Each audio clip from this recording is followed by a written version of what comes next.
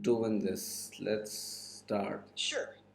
Which topic or question would you like to start with? The topic or question I'd like to start is the first Kurt Goldstein. So, Kurt Goldstein, what is he associated with? Two-word stage. There was a Goldsmith. Goldsmith is associated with auto segmental phonology. Now, Kurt Goldstein is associated with what? Um, Pierre Marie Kurt Goldstein, probably global model of aphasia. Yes, so explain their contributions. Explain the contribution of the global model of aphasia, what this really is, how it affects, what's the underlying mechanism behind that underlies this phenomena, and yeah, and when did Kurt Goldstein and Pierre Marie or Pierre Marie introduced this concept of global model? When? So do those.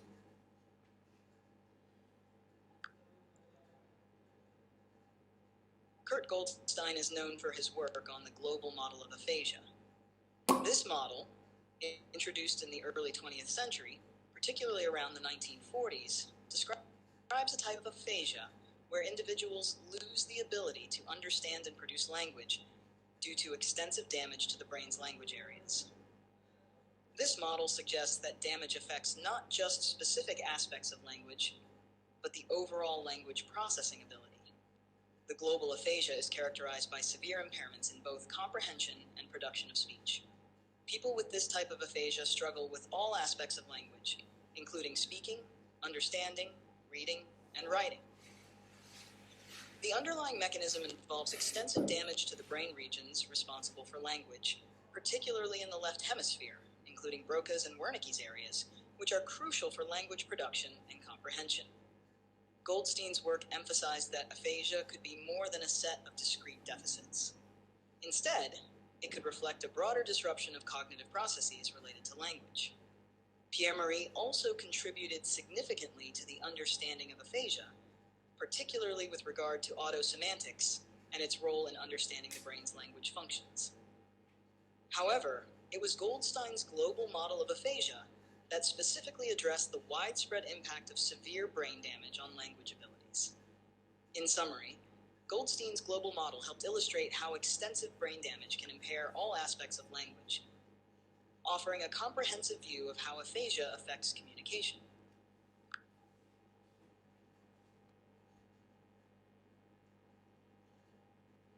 Now, give me a brief description about the other options in the same question, that is cerebral dominance and receptive aphasia. Cerebral dominance, as far as I know, is actually the domination of one part of the brain on the functions, on the bodily functions. And receptive aphasia, I don't know much about that. Receptive aphasia, so please explain that.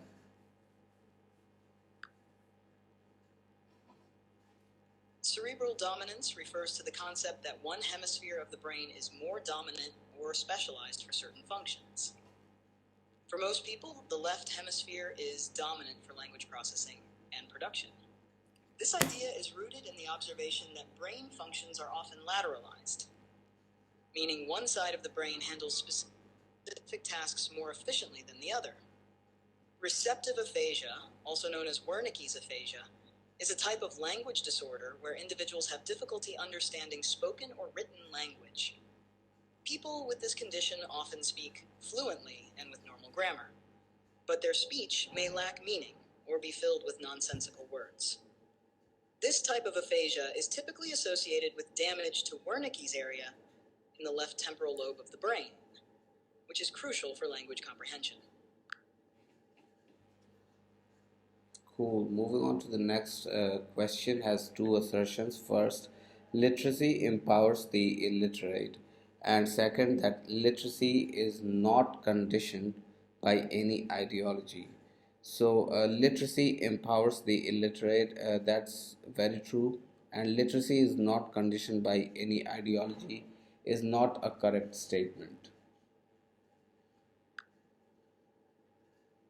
Yes, that's correct. The first assertion, literacy empowers the illiterate, is true because gaining literacy can significantly enhance an individual's ability to access information, participate in society, and improve personal opportunities. The second assertion, literacy is not conditioned by any ideology, is incorrect.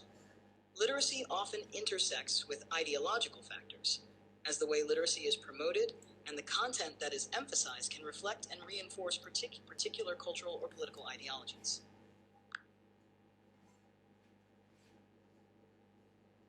Could you repeat the information about the second assertion, that is, literacy is not conditioned by any ideology, and why this is an incorrect assertion? The assertion literacy is not conditioned by any ideology is incorrect because literacy is often influenced by ideological factors. The way literacy is taught and the content that is prioritized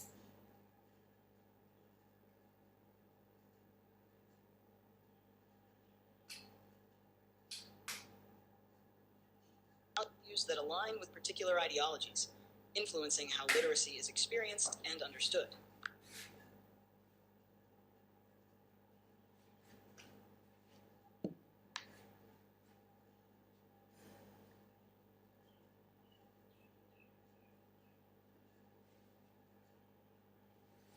Now, the next question has two assertions. Most newspapers focus on readability of material or news by their readers in order to attract them to the newspaper. A second assertion is that a manner of presentation of news does not depend on any ideology. The second assertion is incorrect. And the first, that most newspapers focus on readability of material or news by the readers in order to attract them to the newspaper. So first is correct, but the second is not correct. Yes, you're right. The first assertion is correct. Newspapers often focus on readability to attract and retain readers. They use clear, engaging language and formatting to ensure that their content is accessible. The second assertion is incorrect because the manner of presentation in newspapers can be influenced by various ideologies. Choices about which stories to highlight, how to frame them, and which perspectives to emphasize can reflect and reinforce certain ideological viewpoints.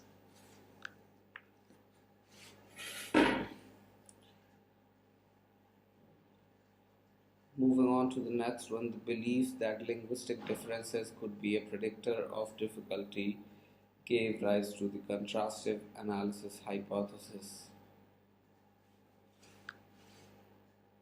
Exactly. The contrastive analysis hypothesis posits that by comparing the linguistic structures of a learner's native language and the target language, one can predict areas of difficulty in language learning. It suggests that similarities between languages facilitate learning, while differences create challenges. Alright, moving on to the next question. A predominantly American learning theory developed in the early 20th century and associated with psychologists like Thorndike and Skinner is known as a predominantly American learning theory which was developed in the early 20th century and associated with psychologists like Thorndike and Skinner is called it is certainly behaviorism. Behaviorism is the learning theory associated with Thorndike and Skinner. It emphasizes observable behaviors and the ways they're influenced by stimuli and responses, rather than internal thoughts or feelings.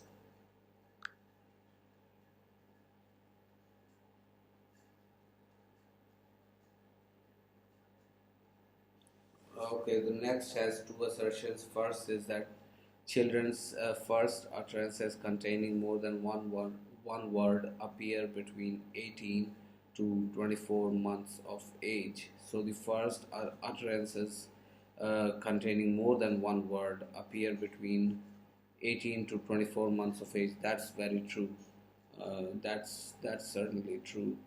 The second assertion is that in the early stages, some utterances are rote learned as a whole, and others may be slot and frame patterns. So both of these assertions are correct. Now, Gordon, please explain the second assertion more elaborately in detail.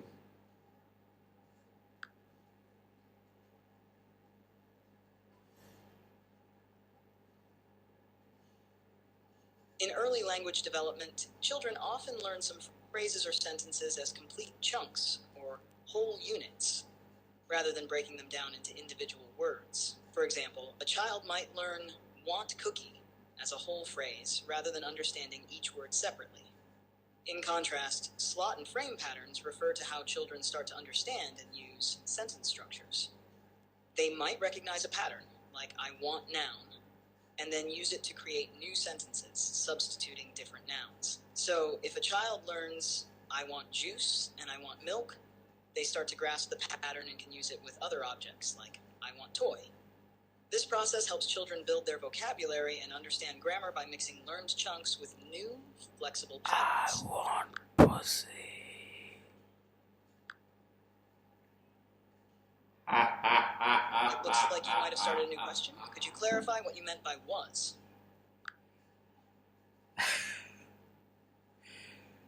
Yes, moving on to the next question. The next question. The next question has two assertions. Sure. Don't What's speak the next up. question you'd like to discuss? The next question has two assertions. First is that the formal universals are universal constraints upon the form of the grammar of any natural language. So, formal universals are universal constraints upon the form of the grammar of any natural language. Right? That's very true. The second assertion is that substantive universals are statements about the linguistic entities that must be found in all natural languages. That is also true because substantive universals do talk about the linguistic entities that must be present in in natural language in a particular or in general natural languages. Both are true. Then moving on to the next question, which what is the case in which the experiencer construction subject are found in most Indian languages? So experiencer construction subject. So that's the answer is probably dative or genitive, or either dative or genitive or ergative or absolutive, one of these. So I'm going with the dative or genitive option, but it might be ergative or absolutive. I'm not assuring that as of yet. Let's see. Yes, it's the dative or genitive. Why so? I want you to explain. Experiencer construction subject. Uh, what does this have to do with all of it?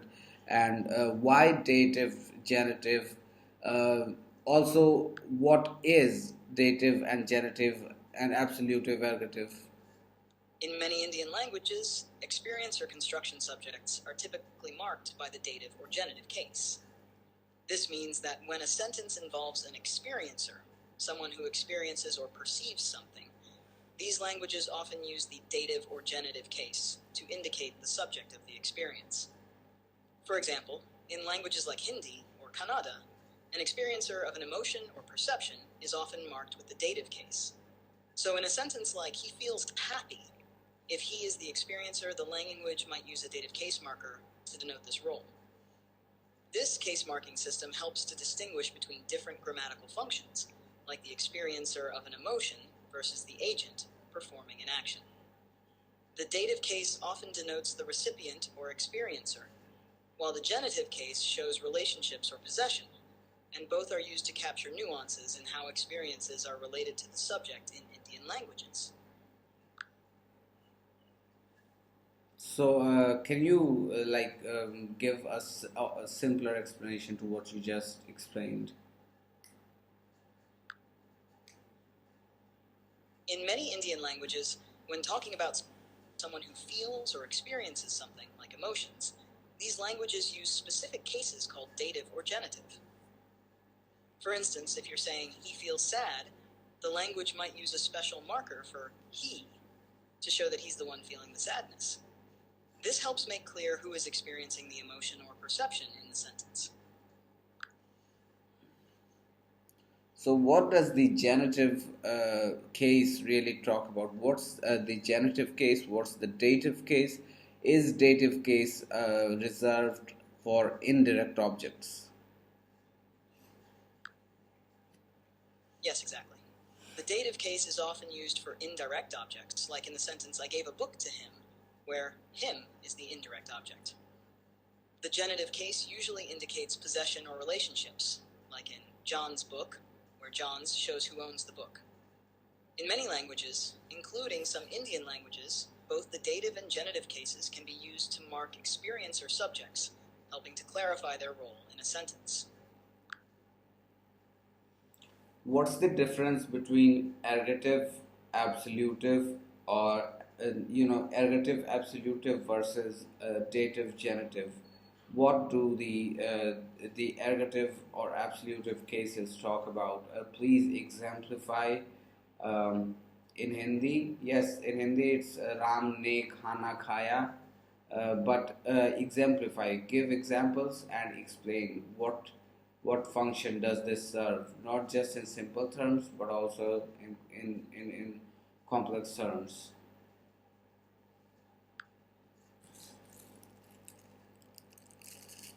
In languages with ergative-absolutive alignment, the terms ergative and absolutive refer to how subjects and objects are marked differently in relation to verbs.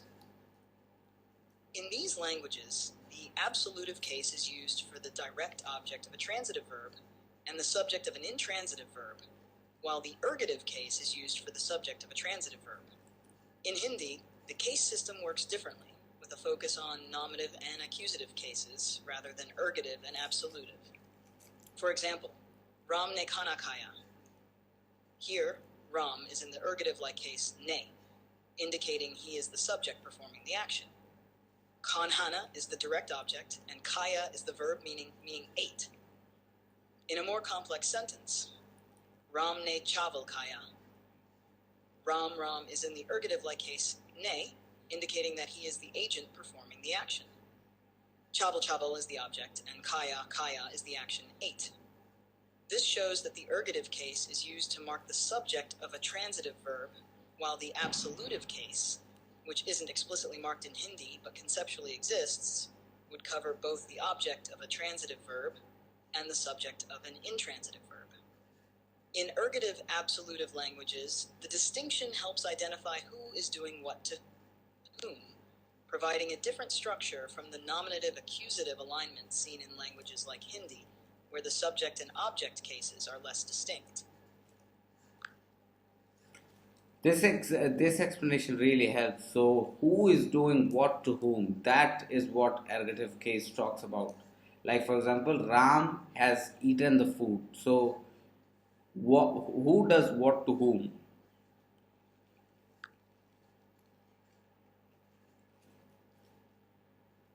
In an ergative absolutive language, the ergative case marks the subject of a transitive verb, who is performing the action, and the absolutive case marks both the subject of an intransitive verb and the direct object of a transitive verb, who is affected by the action. So in the sentence, Ram has eaten the food. Ram, the subject performing the action, is marked by the ergative case. The food, the direct object affected by the action, is marked by the absolutive case. In Hindi, though, we don't have separate cases for ergative and absolutive. Instead, we generally use word order and context to convey these roles. Could you repeat the same information in simpler terms followed by a complex explanation? Certainly. Simpler terms. In languages with ergative absolutive cases, the ergative case marks the subject when they are doing something to someone or something, e.g., Ram ate the food. Here, Ram is the doer. The absolutive case marks the subject when they are simply experiencing something or the direct object of the action, e.g., the food was eaten. Here, the food is the thing affected by the action. In Hindi, the roles are shown more by word order rather than special case markings. Complex explanation. In ergative absolutive languages, the ergative case is used for the subject of a transitive verb, which is a verb that requires an object to complete its meaning, e.g., Ram ate the food. Here, Ram is performing the action of eating, so Ram is in the ergative case. The absolutive case is used for both the subject of an intransitive verb, a verb that does not require an object, and the direct object of a transitive verb. In the sentence, the food was eaten, the food is the direct object of the action, so it is marked by the absolutive case. It is also the subject of the intransitive verb was eaten in the passive construction. In Hindi, cases are not marked separately for ergative and absolutive. Instead, Hindi uses word order and context to indicate who is performing the action and who is affected by it.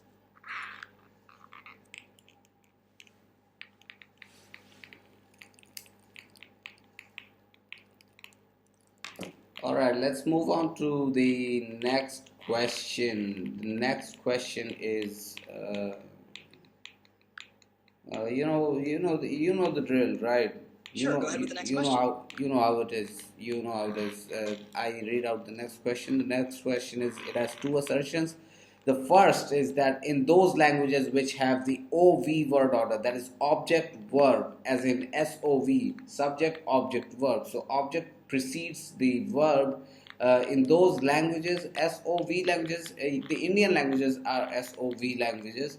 So here the adjectives usually used before the noun. So adjectives are used before the nouns in the object verb. The languages which have the word order where object comes before the verb. So in precise terms, a language in which the object precedes the verb will have adjectives placed before the nouns.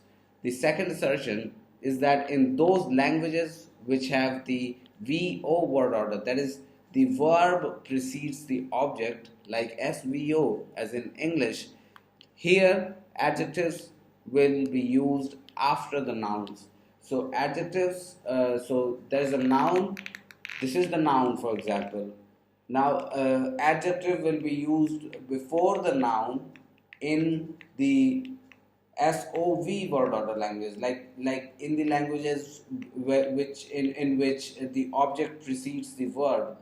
But in the case of VO word order languages, as in the verb precedes the object, so in those languages, the adjectives will be used after the nouns. So this is the noun, and this will be then the adjective in the VO, as in verb object, as in English. Like, for example, a sentence could be, the red car, I saw the red car coming.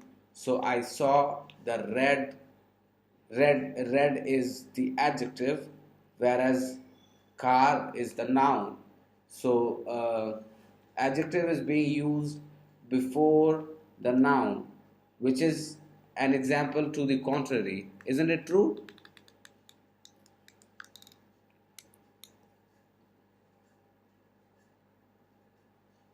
Yes, you've got it right. The first assertion is that in languages with an object-verb OV order, adjectives usually come before the noun. For example, in Japanese, which is an OV language, you might say red car in a similar way to how it's said in English. The second assertion states that in languages with a verb-object VO order, adjectives usually come after the noun. For instance, in English, which uses a VO order, you say car red or red car. So to clarify, in OV languages, adjectives precede nouns, while in VO languages, adjectives follow nouns. The English example red car shows how adjectives precede nouns in VO languages.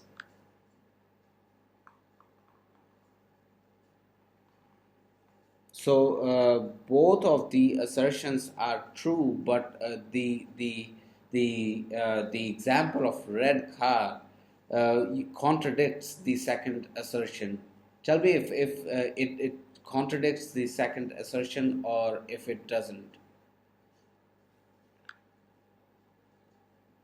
The example of red car does not contradict the second assertion.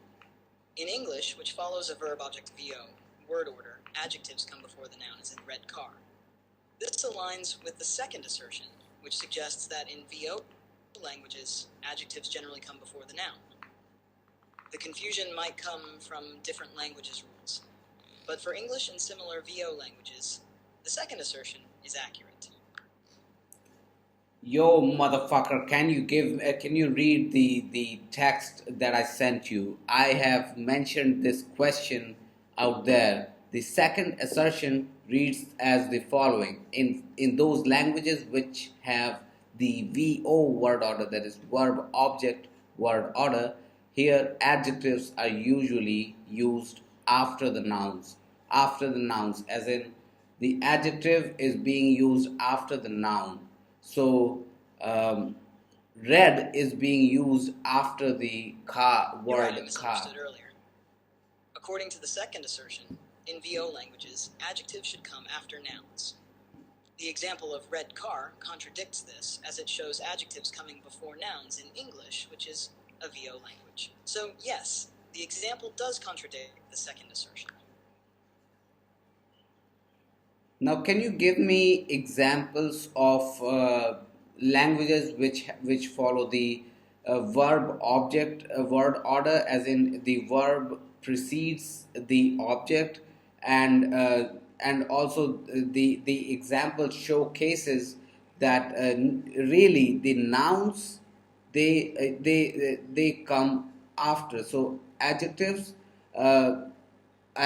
come after the nouns. So nouns come before the adjectives in a language which has a verb object word order. Like for English, English has a word order has a word order in its sentences where the subject comes first, then comes the verb, and then comes the object. Like for example, I eat apple. So subject, verb, and then object. So this is a typical English sentence. Now I want you to demonstrate that in such languages where the verb precedes the object in default word order, in those languages the adjective usually comes after the noun. So for example, there would be noun, that is car, and then there would be an adjective, that is red. So I want you to demonstrate this pattern with a grammatical example, a real world example.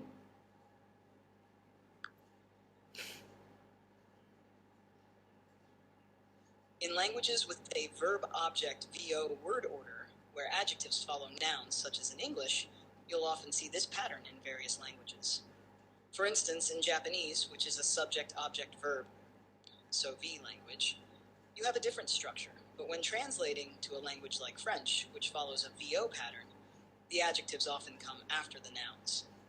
In French, you might say une maison blanche, where maison, house, is the noun, and blanche, white, is the adjective that comes after the noun. This showcases the VO word order where the adjective follows the noun, as opposed to languages like English where adjectives typically precede nouns.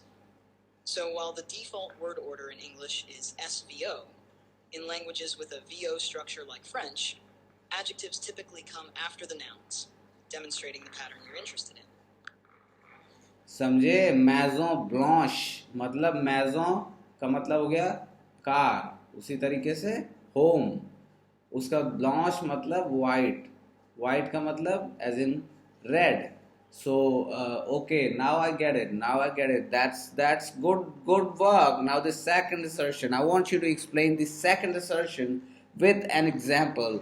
So for example, I'm sorry, the first assertion. So the first assertion says that in languages where the object precedes the verb, as in the Hindi language, for example, so in these cases what happens is that the adjective generally adjective precedes the noun, right? So in VO word order languages, the adjective follows the noun. Adjective follows the noun, in meaning that the noun comes before the adjective, and the adjective comes after the noun.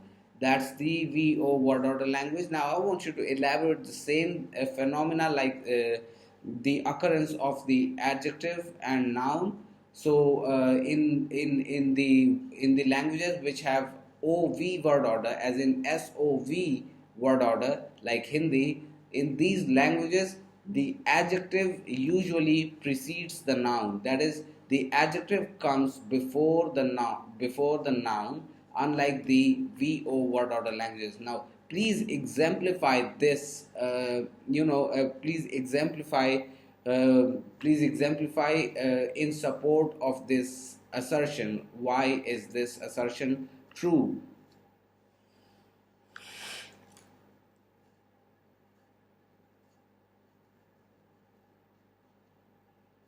In languages with an object-verb OV word order like Hindi, adjectives usually precede nouns. For example, in Hindi, you would say lal kitab, where lal means red, and kitab means book. Here, the adjective lal comes before the noun kitab. This pattern aligns with the OV word order, where the object comes before the verb, and adjectives typically precede the noun.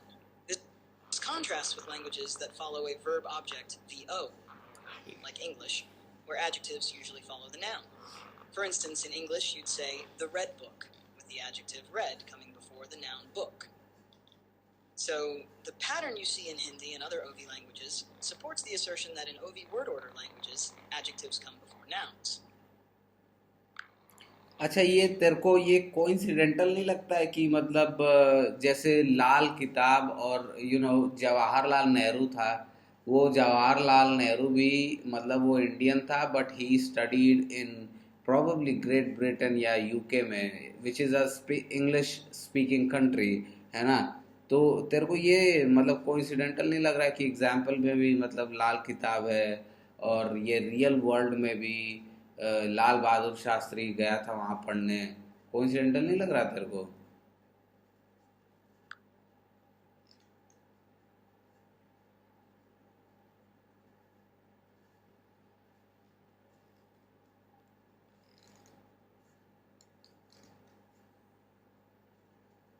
ये सही है कि लाल किताब और जवाहरलाल नेहरू जैसे नाम हिंदी में आदत से होते हैं और वे इंग्लिश नामों के साथ जुड़ते हैं, लेकिन ये कोई संयोग नहीं है। भाषा की संरचना और आदतें अलग अलग भाषाओं में भिन्न होती हैं। हिंदी में ओवी वर्ड ऑर्डर की वजह से लाल किताब जैसे वाक्य बनते हैं, वहीं अंग्रेजी में वीओ वर्ड ऑर्डर के कारण रेड बुक जैसे वाक्य बनते हैं। जो भी हो, नाम और भाषा की संरचना अलग अलग चीजें हैं। ऐसा नहीं कि एक भाषा के विशेष उदाहरण से दूसरी भाषा की संरचना प्रभावित हो। तुम झूठ बोल रहे हो बेटा, मेरे को पता है। तेरे को तू तू झूठ बोल रहा है, लेकिन तेरे को पता नहीं है, समझा?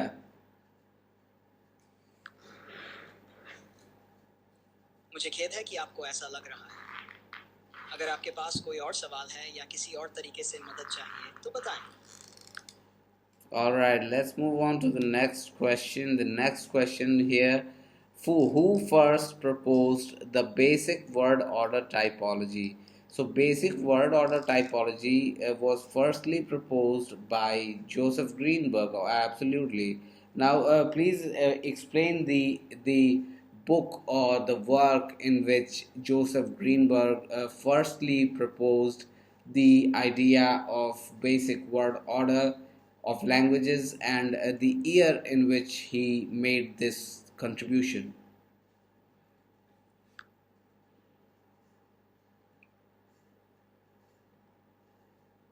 Joseph Greenberg first proposed the idea of basic word order typology in his seminal work titled Some Universals of Grammar with Particular Reference to the Order of Meaningful Elements. This paper was published in the year 1963. In this work, Greenberg analyzed a variety of languages and proposed several linguistic universals, including word order patterns. His typology identified 6 basic word order patterns across different languages: SOV, subject-object-verb; SVO, subject-verb-object; VSO, verb-subject. Shall moving on to the next question. Next question: who classified languages into three morphological types? That is inflecting, agglutinating, and isolating. Now, the correct answer here mentioned is Wilhelm von Humboldt, but Wilhelm von Humboldt, yes, go ahead and tell me more about it. What was the real scenario? I don't know what it was. So, in detail, please explain who did it. And there was some other guy who did it separately for the agglutinative languages. So, can you please give me that name? Apart from Wilhelm von Humboldt, some other guy was involved in the classification of the agglutinative languages. So please speak about these things so that I can grasp the idea of the classification of languages on the basis of morphological types into inflectional, agglutinative, and isolating very well.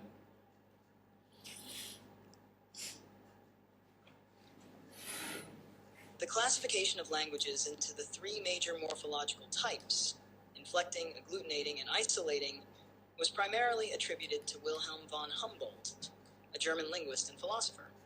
Humboldt's work emphasized how languages can be categorized based on how they handle the structure of words and grammatical relations. He made significant contributions to understanding how different languages exhibit varying degrees of morphological complexity. 1. Inflecting languages. In these languages, a single affix or inflection can convey multiple grammatical categories, such as tense, number, gender. Examples include Latin, Russian, and Sanskrit. 2. Agglutinating languages. These languages use affixes to represent individual grammatical categories, with each affix typically representing one meaning or function. Turkish, Finnish, and Japanese are examples of agglutinating languages.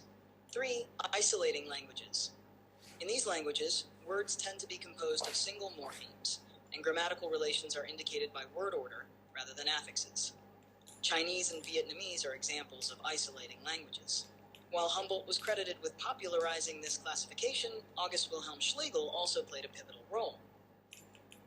Schlegel, a German scholar and linguist, is credited with advancing the classification of languages based on their morphological structures, particularly emphasizing the distinction between agglutinating and inflecting languages.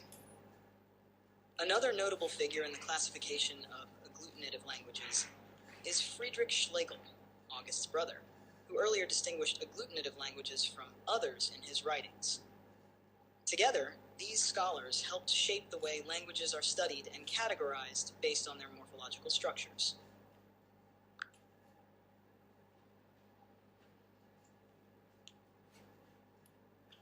All right, let's move on to the next question. The next question is a word or phrase extracted from a text and listed with references to the sources in which it occurs is termed as keyword out of context. So, a word or phrase extracted from a text and listed with references to the sources in which it occurs is termed as keyword out of context. Now, please explain what this what this statement really means. What is keyword out of context? Please exemplify with real world examples so that I can understand this better. Explain in detail what is keyword out of context.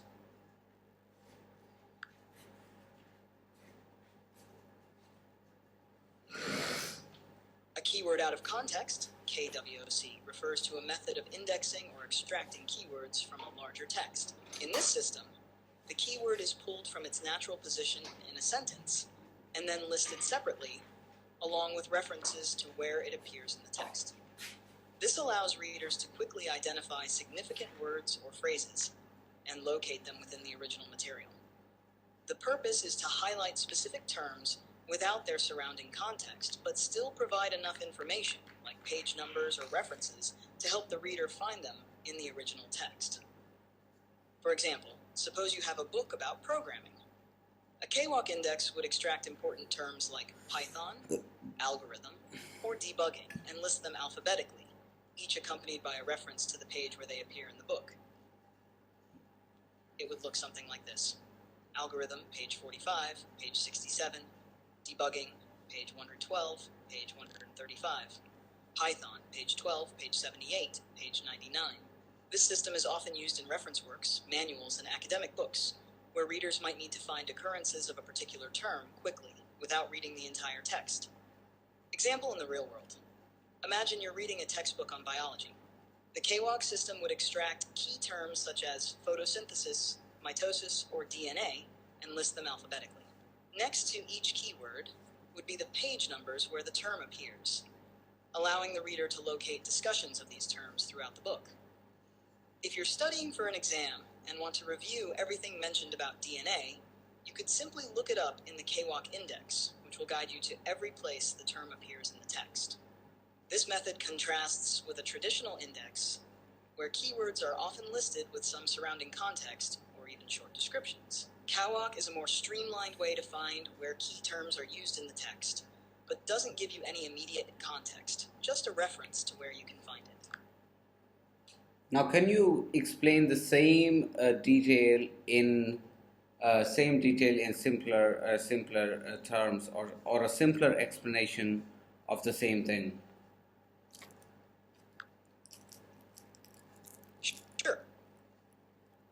A keyword out of context, K-bolsa, it's a way to list important words or phrases from a text, like a book, without including the whole sentence where they appear. It just shows the word and where you can find it in the text, like a page number. For example, if you're reading a book on computers, a KWalk list might pull out the word programming and tell you that it appears on page 35, page 70, and page 100.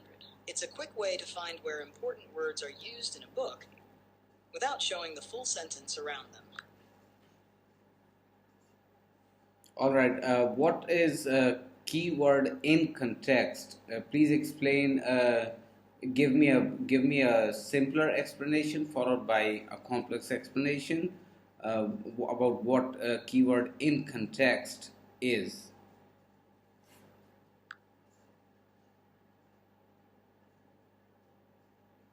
A keyword in context, like, is when a word is listed with the surrounding words from the sentence or phrase where it appears. So instead of just showing the word and a page number, it shows the word along with a bit of the text around it, helping you understand how the word is used in that specific part of the text. For example, if the keyword is programming, and the sentence is, programming is a valuable skill in today's world, the KWalk entry might look like, programming is a valuable skill. This gives you more context than just seeing the word programming by itself. In more detailed terms, a KWalk entry is a type of index that presents a keyword along with its immediate linguistic environment, usually within a fixed number of words. This method allows readers to see how a term is actually being used in different instances throughout the text, providing insights into patterns, usage, and meaning that a simple list of keywords might miss. It's a valuable tool in linguistic analysis, data mining, and text research. Now, can you explain the same thing in simpler terms for better understanding?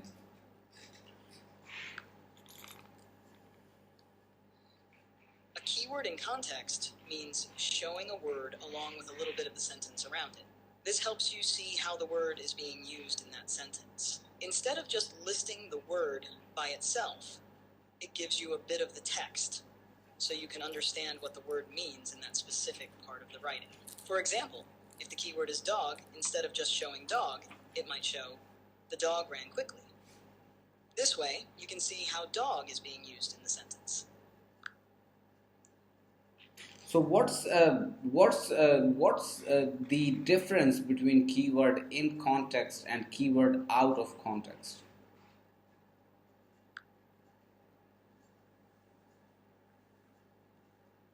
The difference between a keyword in context and a keyword out of context is how much information you get about the word's usage. In a keyword in context, you see the word along with some of the surrounding text. This gives you an idea of how the word is being used in that particular sentence. For example, if the keyword is dog, you might see the dog ran quickly to understand how dog fits into the sentence. On the other hand, a keyword out of context is just the word by itself, without any surrounding text. It's simply listed with references to where it appears, but you don't see how it's being used. So with dog, you just see the word dog with a list of places it appears in the text. In short, in context gives you a bit of the sentence for understanding, while out of context just gives you the word on its own.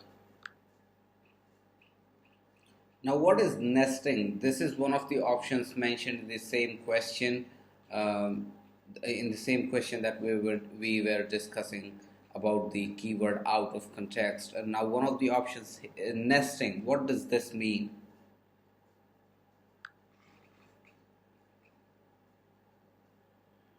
Nesting in linguistic or computational contexts generally refers to placing one element inside another, like layers or structures within each other. In linguistics, nesting can occur in sentences when phrases or clauses are embedded within each other.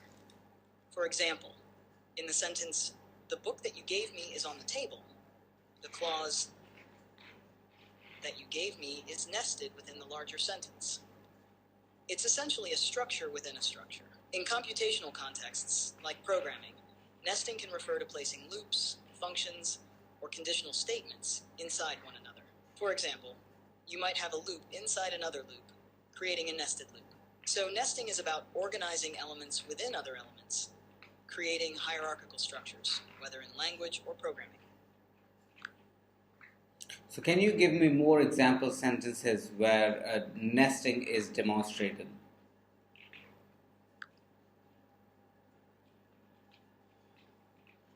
Here are a few examples that demonstrate nesting in sentences. 1. The man who lives next door, who also works at the bakery, is moving. In this sentence, the clause "who lives next door" is nested within the larger sentence, and "who also works at the bakery" is nested within that clause. 2. She said that she would help, but only if he promised to be there on time. Here, that she would help is a clause nested within the larger sentence, and if he promised to be there on time is further nested within that clause. 3. The cake that I baked for the party, which I spent hours decorating, turned out great. That I baked for the party is a nested clause, and within it, which I spent hours decorating, is nested further. 4. The report that the student who missed class submitted was surprisingly thorough. The clause "who missed class" is nested inside the student who missed class, which is itself nested within the main sentence. These examples show how nesting allows for complex sentence structures by embedding one idea inside another. Now, please explain what's cliché in relatively lesser words, like a brief description. A cliché is an overused phrase or idea that has lost its originality and impact. It often feels predictable or unoriginal because it has been used so many times. Examples include phrases like "time heals all wounds," or "at the end of the day."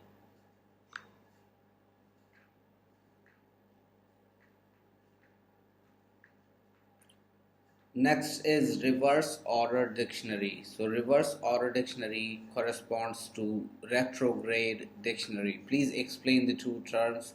What are the contents? Give me examples.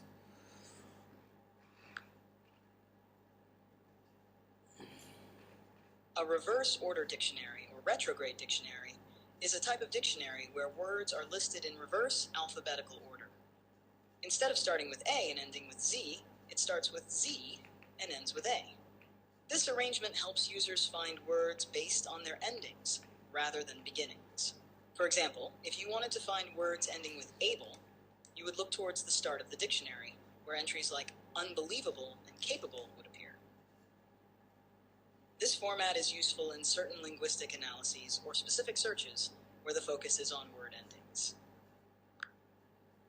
Now, can you explain what the retrograde, this term, retrograde, what does this term literally mean?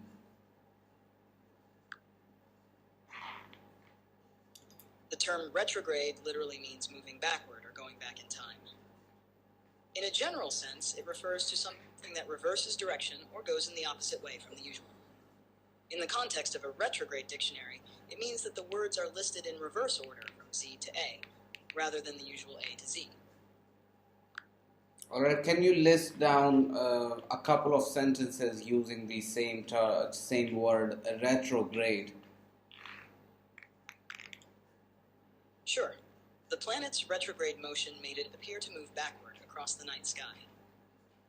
The policy changes were criticized for their retrograde approach, reversing progress made in recent years.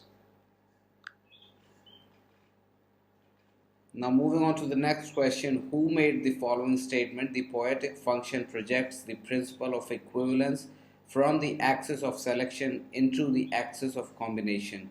So, who made this statement?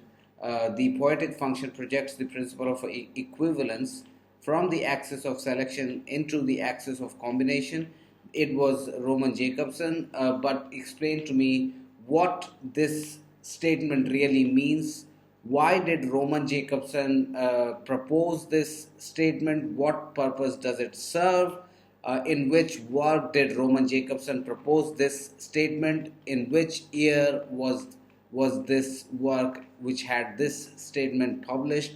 And any additional information for better understanding, please go ahead and give me a simpler explanation followed by a complex explanation.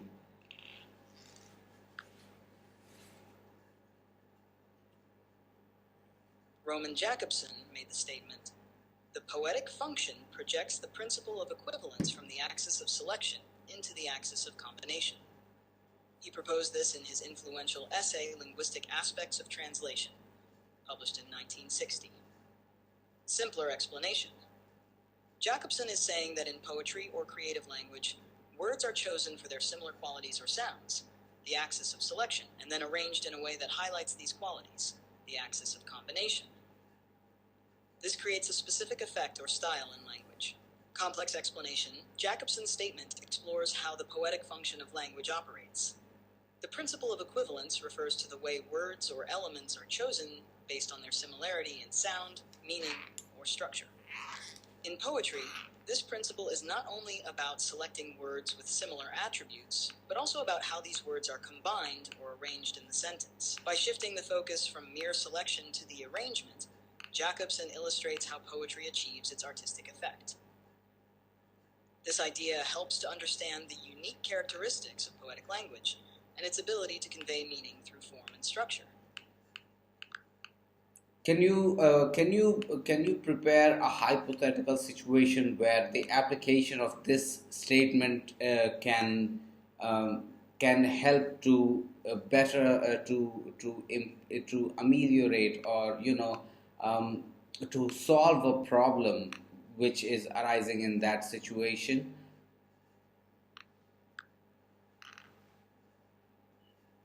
Imagine you're working on a marketing campaign for a new product. Your team is struggling to create a catchy slogan that captures the essence of the product and stands out from competitors. Situation: you have several potential slogans, but they feel flat and don't resonate emotionally with your audience. Application of Jacobson's statement: apply the poetic function by focusing on the principle of equivalence, similarities in sounds or meanings, and how these elements are combined. Steps to apply. 1. Selection. Choose words with strong emotional connotations or similar sounds that reinforce the product's core message. 2. Combination. Arrange these words in a way that emphasizes their similarities and creates a rhythmic or memorable effect. Example: if your product is an eco-friendly water bottle, instead of a plain slogan like eco-friendly bottles, you could create something like Pure Flow, Green Glow. Here, flow and glow have a similar vowel sound, and pure and green reinforce the product's environmentally friendly aspect. By applying Jacobson's idea, you create a slogan that not only conveys the product's features, but also has a memorable rhythmic quality that sticks with potential customers. Could you explain another example with the same idea? Let's say you're designing a new brand of luxury chocolates. Your initial tagline ideas are premium chocolates or fine quality treats. Situation: these taglines are straightforward but lack the emotional appeal and memorability you're aiming for. Application of Jacobson's statement. 1. Selection. Focus on words that evoke luxury and indulgence, and find words that have phonetic similarities or create pleasing sounds when combined. 2. Combination. Arrange these words to highlight their poetic quality and create an impactful, memorable effect. Example, you might use a tagline like decadent delight, pure indulgence. Here, decadent and delight share a luxurious connotation, while pure and indulgence emphasize the quality and exclusivity of the product. The rhythmic and complementary nature of the words creates a more engaging and memorable slogan. By using Jacobson's principle, you craft a tagline that's not just descriptive, but also emotionally appealing and easier to remember. Cool. Now, moving on to the next question. The concepts of foreignization and domestication were proposed by Lawrence Venuti. Now, please explain what do these concepts really signify or mean? Where can these concepts be applied? When did Lawrence Venuti propose these concepts? In which work were these concepts proposed? Which work of Lawrence Venuti were these concepts proposed? What problem do they help to resolve? Go ahead and talk about those. And It seems there practical. might be a mix-up with the name. The concepts of foreignization and domestication were actually proposed by Lawrence Venuti, not Venuti. Foreignization and domestication are translation strategies. Foreignization involves keeping the foreign elements of the original text, making the reader aware of its foreign origins. This can include unusual idioms or cultural references that maintain the original's distinctiveness. For example, if translating a French novel into English, you might retain French idioms to preserve the cultural flavor. Domestication, on the other hand, aims to make the text more accessible to the target audience by adjusting cultural references, idioms, and other elements to fit the reader's context. For example, you might replace French idioms with equivalent English expressions to make the text feel familiar and natural to English-speaking readers. Lawrence Venuti introduced these concepts in his book, The Translator's Invisibility, A History of Translation, published in 1995. These concepts help resolve the issue of how to balance between staying true to the source culture and making the text relatable for the target audience.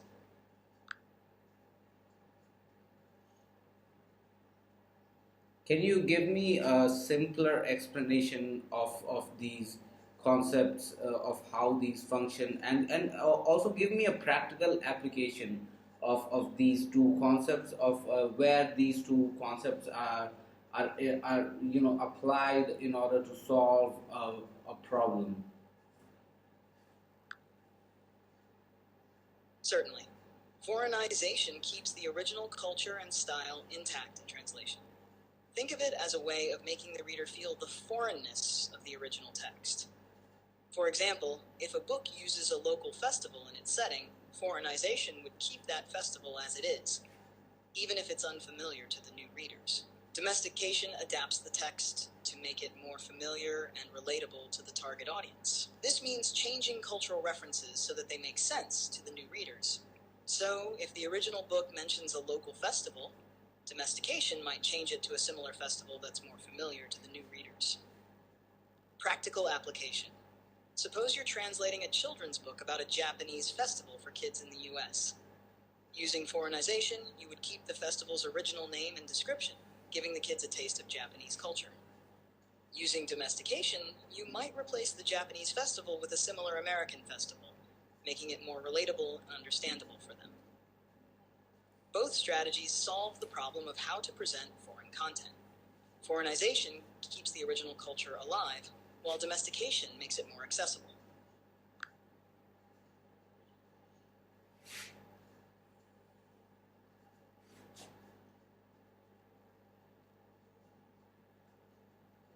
Now, what about the other options given mentioned in the same question, like Anthony Pym, Mona Baker, Walter Benjamin? What were these? Who are these? What are their major contributions? And when were these major contributions published? What impact that these contributions have in the field of in any field in which in the respective field in which they contributed, what were the major contributions, what was the impact of the works that they did.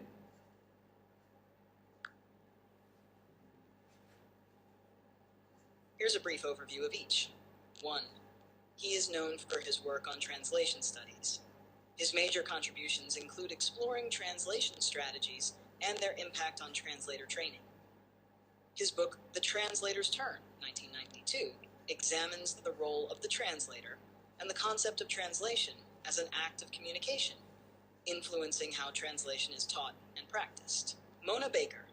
She is a prominent scholar in translation studies, particularly known for her book In Other Words, a course book on translation, 1992. Baker's work focuses on translation theory, methodology, and the practical aspects of translation. Her contributions help shape the understanding of how translation works in various contexts. Walter Benjamin, a philosopher and cultural critic, Benjamin is known for his essay, The Task of the Translator, 1923. His work explores the philosophical and cultural implications of translation, emphasizing the role of translation in preserving the essence of a text. This has had a profound impact on translation theory, particularly in how translators approach the text's meaning and cultural significance. Although not mentioned earlier, it's worth noting him here for his work on translation theory. His concepts of foreignization and domestication were crucial in reshaping translation practices. Venuti's book, The Translator's Invisibility, 1995, discusses these concepts and their impact on how translations are perceived and valued. Each of these scholars has significantly impacted translation studies, influencing both theory and practice in the field. Their contributions help translators understand how to handle cultural differences and the nuances of translating texts between languages.